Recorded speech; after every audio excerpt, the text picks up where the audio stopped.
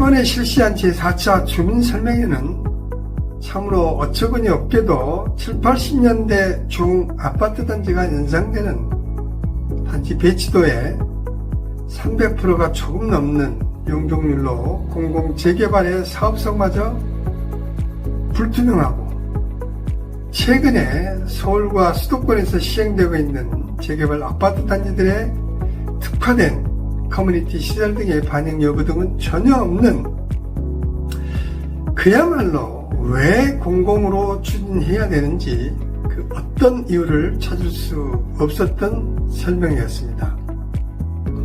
또한 제4차 주민설명회 정비계획 위반 내용 설명을 맡은 통해종합기술공사의 박철수 전무는 추진 경위 및 현황 분석을 설명하면서 경기도 고양시와 협의를 거쳐서 어느 정도 정리가 된 내용을 알려드린다고 설명하였습니다.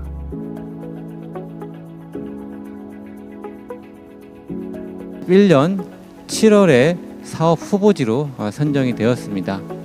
그 이후에 수차례의 주민 설명회 및 내부 사업 타당성 검토 등에 대한, 그리고 투자 심의위원회 심의를 거쳐서 본 과업을 맡고 있는 통해종합기술공사에서 올해부터 시작해서 경기도 고양시와 협의를 거쳐서 어느 정도 정리된 안을 오늘 조합원 여러분께 보고를 드리는 자리가 되겠습니다.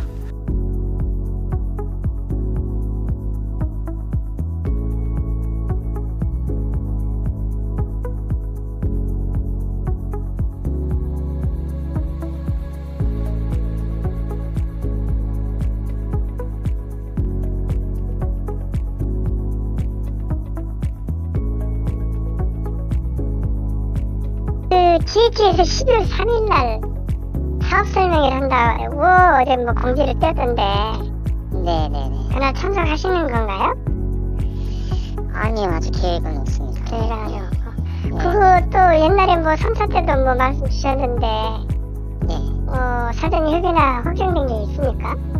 아니요, 저희 쪽에 연락 오거나 그런 건 없어요. 그런데 말입니다. 제가 지난 11월 29일에 고양시 도시정비과 담당자와 직접 통화하여 확인한 결과 사전에 GH에서 문의나 연락이 전혀 없었다고 합니다. 자, 그렇다면 둘 중에 하나는 거짓말이거나 아니면 일선 담당 공무원들은 배제하고 모사를 꾸몄다는 것으로 밖에 이해할 수밖에 없습니다. 어찌되었든 이렇듯 어느 것 하나도 믿음이 가지 않는 공공재개발, 즉 GH 행태에 대해서는 토지 등 소유주 가정 여러분들께서는 더 이상은 묵과하지 마시기 바라겠습니다. 저는 물론 이제 공공재개발을 처음부터 지지를 하고 너무 또 고맙게 생각하고 있는 사람 중에 한 사람입니다. 그런데 제가 이제 이런 여기 안내 책자를 보면서 사업성 분석 편을 제가 읽어보면서 제가 가졌던 기대나 이런 것들이 굉장히 좀 많이 좀 낮아졌다, 이렇게 제 말씀을 드릴게요. 또 한 분의 소유주분이 질문하신 내용인데요. 자신은 처음부터 공공을 지지했고 동의서도 이미 제출했다고 소개하면서 사업 설명회 책자를 보고 사업성 분석을 해보니까 기대치가 갑자기 너무 낮아졌다, 이렇게 토로하면서 공공은 속도, 사업성 등 많은 것의 혜택을 볼 거라고 생각했는데 그렇지 않다는 생각이 든다고 하시면서, 만약에 이런 내용을 가지고 동의서를 청구한다는 것은 결코 쉽지 않을 거라고 소리를 높여 주장하시는 걸 보면서 너무도 정확한 공공을 지지하시는 분의 지적에 저 또한 깜짝 놀랐습니다. 즉, 그분이 말씀하시는 요지는 너무 낮은 용적률로 공공재개발을 한다고 한다면 사업성에 영향을 미칠 수 있기 때문에 일반 분양 물량을 확보하기 위한 용적률을 더 늘려야 하고 또한 임대 비율은 낮춰야 한다고 주장했던 것입니다.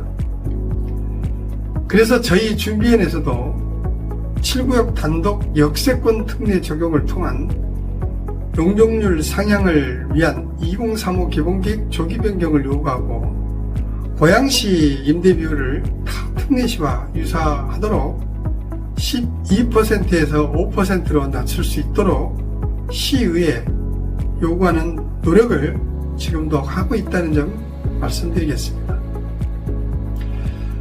이분의 질문에 대한 공공재개발 주민준비위원장의 답변에 대해서 소상히 설명드리도록 하겠습니다. 7구역 민간재개발준비에서도 사업설명회를 진행하여 추정분담금, 추정비례율 등의 데이터를 가지고 이야기를 한번 했으면 좋겠다. 그리고 용적률 499%로 주민들에게 설명하고 동의서를 거둔 걸로 알고 있다. 그렇게 이야기를 하면서 GH 외에는 사업 설명회를 한 적이 없다라고 주장을 하였습니다. 여러분들도 익히 잘 알고 계시다시피 저희 준비위원회에서는 지난 2021년 7월 12일부터 동의서 진구를 위한 안내 소식지를 발송해 드렸고 더불어 2021년 8월 29일자로 당시 코로나19로 인한 불가피한 사정으로 온라인 주민 설명회를 개최하였다는 사실을 말씀드리고 있습니다. 그 영상은 지금도 유튜브를 통해서 보실 수 있습니다. 또한 저희 7구역 민간준비위원회가 하고 있는 정비계획 위반 제한은 정비구역 지정을 위한 설명회이기 때문에 7구역계, 즉 구역계 설정 외에는 추정 비례율 또는 추정 분담금은 확정 지을 수도 없고 또한 의미가 없다는 말씀을 드리겠습니다. 그 내용에 대해서도 이전 영상에서 인근에 있는 재개발 부서 담당 공무원과 통화한 내용을 여러분께 소개해 드린 바도 있습니다. 네, 제가 궁금한 거는 그 동의서를 친구를 거둘 때 그 용적률이라든지 이런 게 반드시 그 동의서에 표시가 돼야 되든지 아니면 첨부가 돼서 그렇게 고지를 하고 동의서를 받아야 되는 건지 그때 그게 궁금해서 전화드렸어요. 그래서 말씀드렸다시피 위반 제한 동의를 하셨으면 동의서 양식을 보셨잖아요. 네네. 예, 동의서 양식에 추정 분담금을 적는 칸은 없어요. 네네. 용적률도 예. 없더라고요. 예, 그러니까 기본적으로 지금 구역계를 설정하셔서 위반 제한을 하시겠다는 걸로 동의를 하시는 거거든요. 네네, 맞습니다. 예, 그렇기 때문에 그걸 확정돼서 적을 수가 없는 상황인 거죠. 아, 당연히 그렇군요. 넣을 수가 없죠. 아. 왜냐면은 지금 저희가 위반안을 작성하고 공람을 할 때는 네네. 부서협의를 거쳐서 기부 체납률이라든지 네네. 공공 기여율을 확정을 하기 때문에 그 용적률을 산정할 수 있는 거거든요. 아, 위반 제한 단계에서는 네, 그게 어려우시기 때문에 꼭 넣어야 되는 항목은 아닙니다. 예, 잘 알겠습니다. 감사합니다. 네. 구역 지정 이후에 조합 설립 동의서 증부 시 필요한 사항인 반면 즉 공공에서는 정비계획 위반 동의서와 더불어 조합을 대신해서 사업을 시행하기 때문에 사용자 지정 동의서를 동시에 징구하는 겁니다. 따라서 반드시 추정 분담금과 추산 비례율 등은 산정해서 토지 등 소유주들에게 소상히 알려주고 동의서를 받아야 하는 것입니다.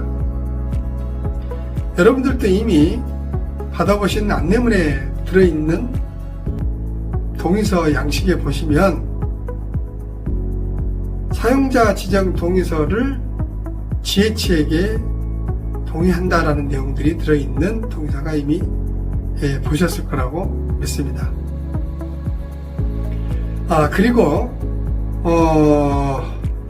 GH 공공주민준비위원장은 민간이